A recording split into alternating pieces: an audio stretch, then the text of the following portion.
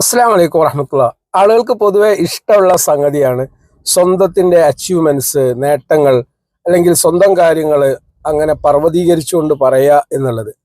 എന്നാൽ ഇത്തരം കാര്യങ്ങൾ മറ്റുള്ളവരുടെ മുമ്പിൽ, പ്രത്യേകിച്ച് പാവങ്ങളുടെ മുമ്പിൽ, ദാരിദ്ര്യം അനുഭവിക്കുന്ന ആളുകളുടെ മുമ്പിൽ നമ്മുടെ സാമ്പത്തികമായ ഹൈലൈറ്റ്സ് നമ്മൾ നിരത്തുന്ന സന്ദർഭത്തിൽ അവർക്കുണ്ടാവുന്ന മാനസികാവസ്ഥ പലപ്പോഴും നമ്മൾ ചിന്തിക്കാറില്ല.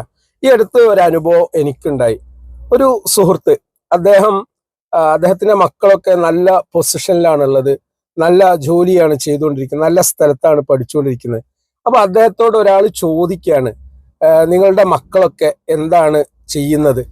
ഈ സമയത്ത് ഈ ചോദിക്കുന്ന വ്യക്തി സാമ്പത്തികമായിട്ട് വളരെ പിന്നോക്കം നിൽക്കുന്ന ഒരാളായതുകൊണ്ട് ആ വ്യക്തിയോട് ഇദ്ദേഹം അതൊരു ഈസി ഗോയിങ് ആയിട്ട്, അതായത് വല്ലാതെ അത് ഹൈലൈറ്റ് ചെയ്യാത്ത രൂപത്തിലാണ് മറുപടി പറഞ്ഞത്. ഇത് കേട്ട സമയത്ത് അദ്ദേഹത്തിന്റെ മക്കൾ ആ വിഷയം അറിയാനിട വന്നപ്പോൾ, ഉപ്പ നിങ്ങൾ എന്തുകൊണ്ടാണ് ഞങ്ങളുടെ വിദ്യാഭ്യാസത്തെക്കുറിച്ചും ഞങ്ങളുടെ ജോലിയെക്കുറിച്ചും അയാളോട് കൃത്യമായിട്ട് നിങ്ങൾക്ക് പറയാമായിരുന്നല്ലോ.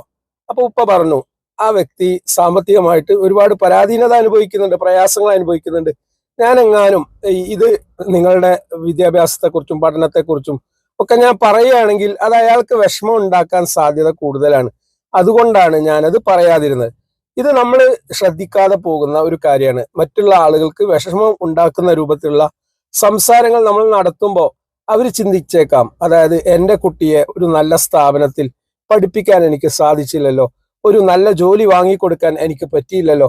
സ്വാഭാവികമായിട്ട് നമ്മോട് ഒരു അസൂയ തോന്നുന്ന ഒരു മാനസികാവസ്ഥ സൃഷ്ടിക്കാൻ ഇത്തരത്തിലുള്ള സംസാരങ്ങൾ പ്രേരിപ്പിച്ചേക്കാം. അതുകൊണ്ട് നമ്മൾ ഒരിക്കലും മറ്റുള്ളവരുടെ മനസ്സ് മുറിപ്പെടുത്താതിരിക്കാൻ പ്രത്യേകം ശ്രദ്ധിക്കേണ്ടതുണ്ട്.